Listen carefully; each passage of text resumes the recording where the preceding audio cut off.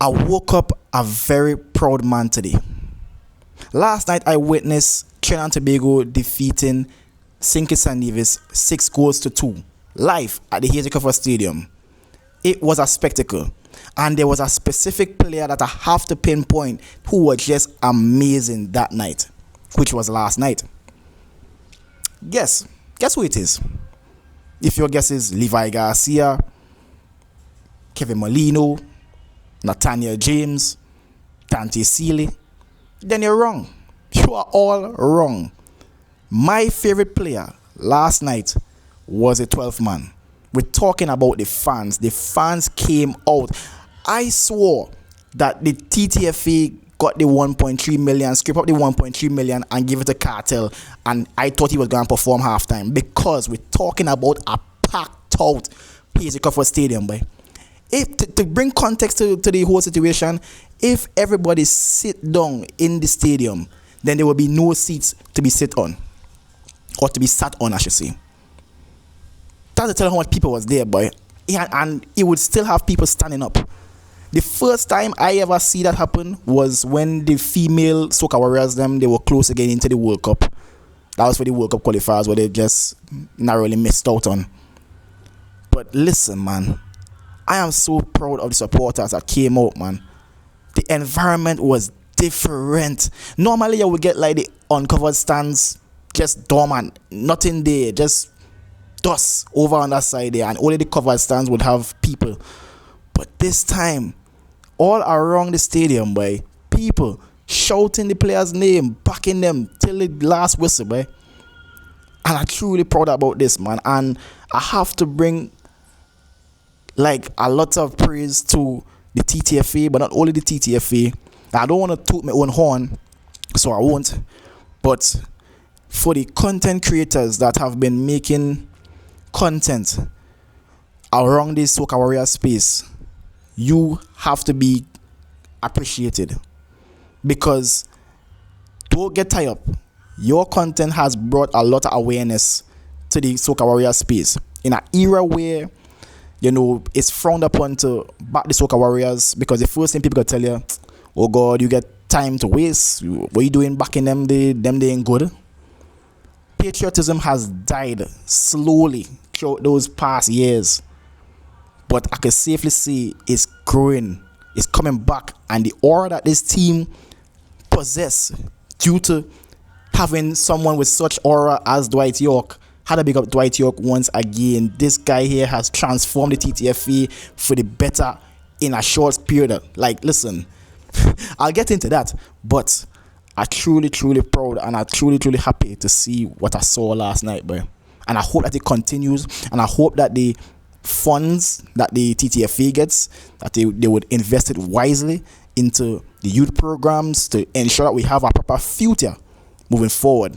We're already behind, and we have a lot of catching up to do. So I hope that the TTFA will take advantage of these opportunities. But to get into who I need to big up people like Marcus Thornhill. He's someone who has been prominent within the Soca Warriors space. He always talks about the Soca Warriors. Big up We Are Bias TT. They talk about the Trinidad Tobago team a lot as well too. And of course the Interception Pod.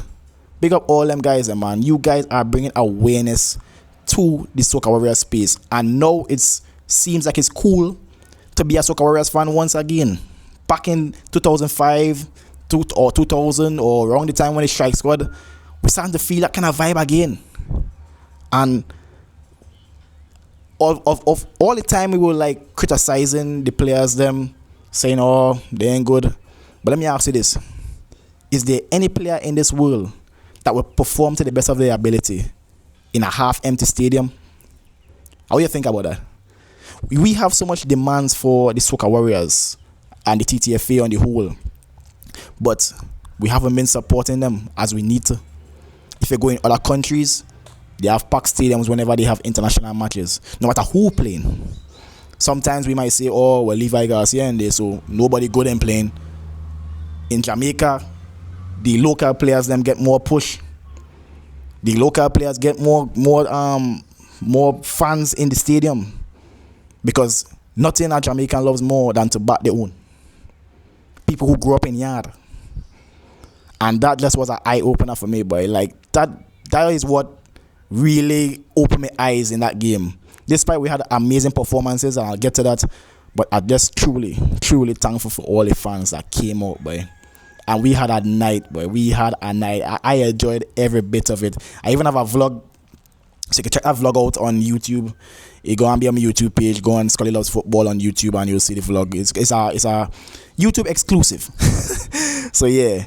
But to get into the game, Trinidad Tobago basically have a way superior goal difference. Trinidad Tobago would basically have to have a tremendous loss, and Grenada would have to have a tremendous win for them to go through. It's still mathematically possible for us to miss out on the next round to the World Cup Qualifiers, but it's slipping away from Grenada, if we're being honest, just because of that goal difference. The fact that we banged them in 6 goals, basically 4 plus, yeah, it definitely helps. So I have to pinpoint the certain players I know. Now, of course, I'll start with my player, of course, Levi Garcia. It was evident that, he's a player that was not a part of the system. I didn't see no patterns of play, and this is coming from me, dog. Like, I'm the biggest Levi Garcia fan. And matter of fact, I'm not even a Levi Garcia fan. I am an AC unit on 16, boy. But you actually could see that, Levi was in a different wavelength to the others.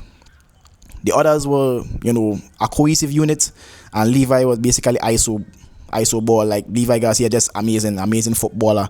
He just did his talented ways. He just put his talented ways into the plays, but I don't think that, it was something that Dwight York drawed up.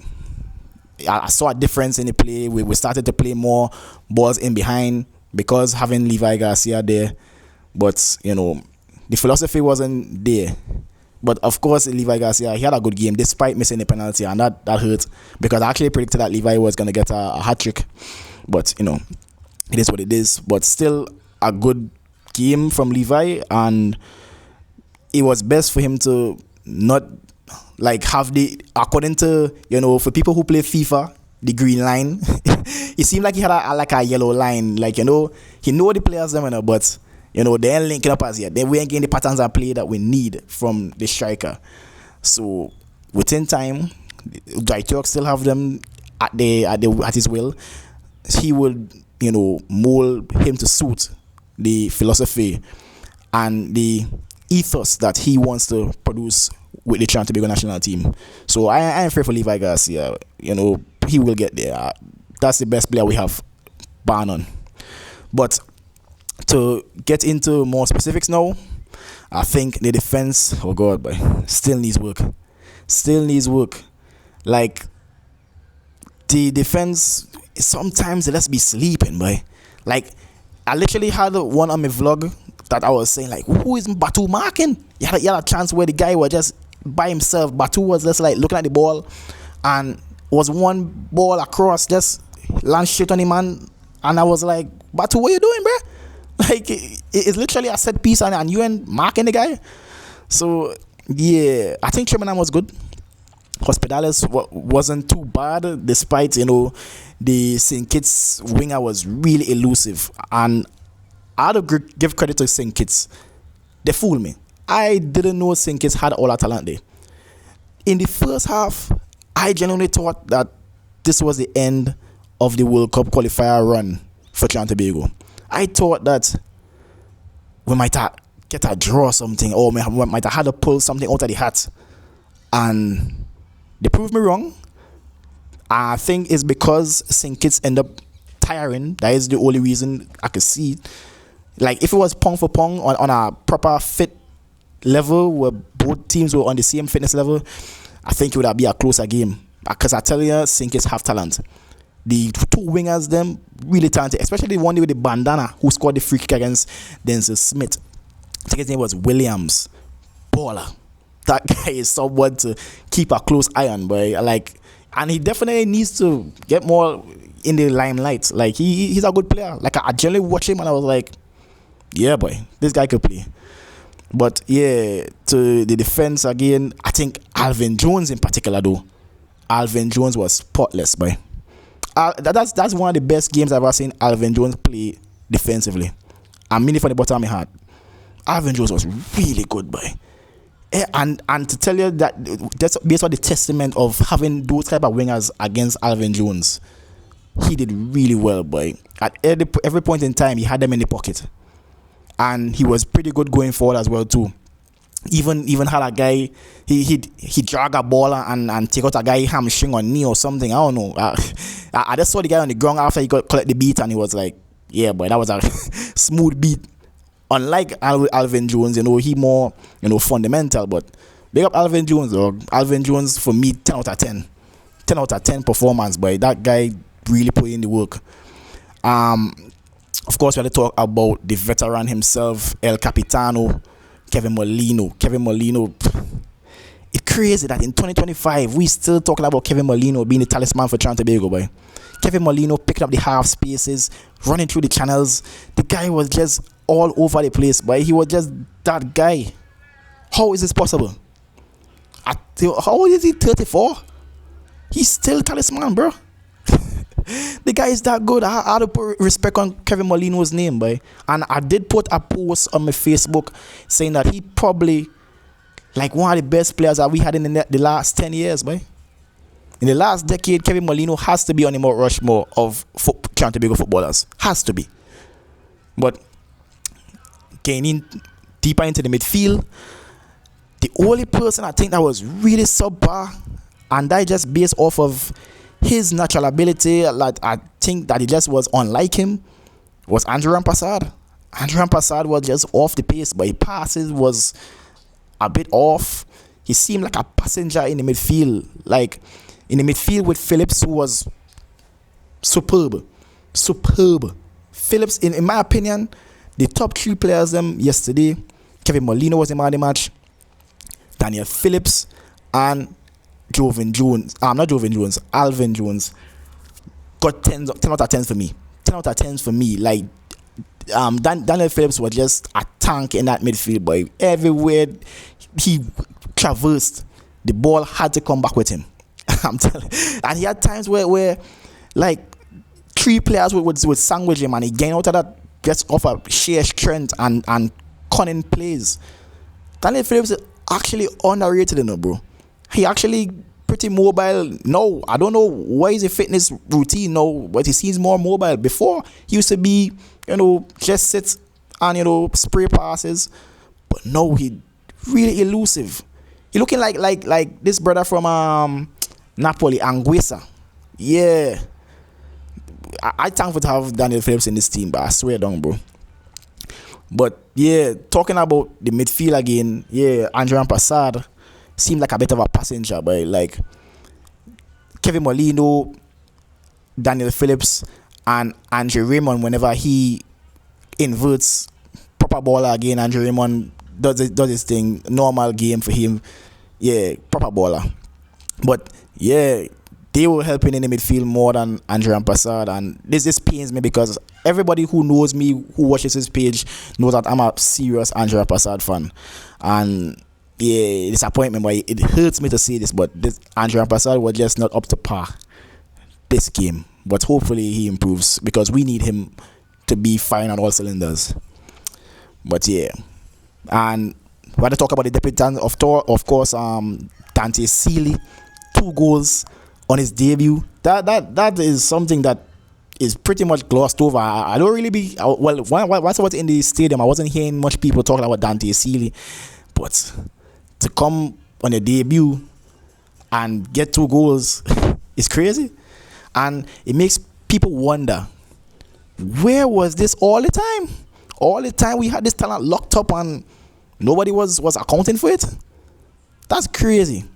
The fact that we had this guy here, like a legitimate baller, and we out here drawing with Grenada, we should have been sitting pretty. We should have didn't even have to fight up with that Costa Rica game that coming up on June the 10th. We should have been cooling, but now we're under pressure. But yeah, man, like big up Dante Sealy and my guy, one of the most exciting, matter of fact, the most exciting young player in the Soca Warriors team, Nathaniel James. But as soon as the guy came on, the tempo just changed once again. I don't know if it is he is ready to start, but he does make an impact. And I know like it's kind of disrespectful to call like players super subs, but Nathaniel James is somebody who I get excited for whenever he comes off the bench. Yeah, Nathaniel James is a talented brother, boy, and I just hope that he doesn't try to rush it. I think his time will come, but as for now, he's doing an amazing job just coming off of the bench and changing the tempo. Whenever we want to just go pelting the kitchen sink for attacks, he's the man. Always elusive, always forward, amazing touch as well too, and has an eye for goal as he scored his goal. So yeah, man, that's pretty much it for the game. I generally think that it was just one in the second half. I think St. Kitts was just tired. I saw that they tried to play a cross-field pass to the winger, the good winger. Well, both of them was good, but the better winger, that was Williams with the headband. And the ball couldn't even reach because their legs so tired. The guys have kicked the ball, and that when the midfield started to overpower them, that's Trinidad Tobago midfield I'm talking about, and that was just pretty much it there. So yeah, St. Kitts is actually a good team, and I generally believe that they would do good against Grenada. I might even say they could even beat Grenada based on what I saw. St. Kitts is a good team, boy. So it's looking likely that Trinidad Tobago could make it to the next round, but we can't call with chickens before the eggs hatch. We still have to be humble, but as for now, we're 1 foot and a toe in the door to the next round of the World Cup qualifiers. But on June the 10th, we focus on playing Costa Rica, which is by the stats the best team in the group. I believe that we are better than them. I think that we have what it takes to beat them, but defensively we will have to set up so rigid and so resolute discipline. We need to have proper talking behind there, boy. Like I generally does believe like the people them and talking, the defenders them do be talking, the centre backs in particular. I generally believe that because we would just be seeing them just running. We are finding ourselves in isolation too much, and it should not be. We should be having two men covering and all kind of stuff. We don't have that, which is weird in 2025. But again, I truly believe that we could beat Costa Rica. But enough of me. Let me know your thoughts in the comment section below. Don't forget to leave a like, share, and subscribe if you like Trinidad Tobago content. This was very long, and it just was because I just naturally was happy. I get to experience a game live, and the atmosphere was different, boy. Different. I would employ anybody who watches my content. If it is you seeing this right now, the next time Trinidad Tobago have a game, go and watch it. Go and support the guys. You will not regret it. But up the Soca Warriors.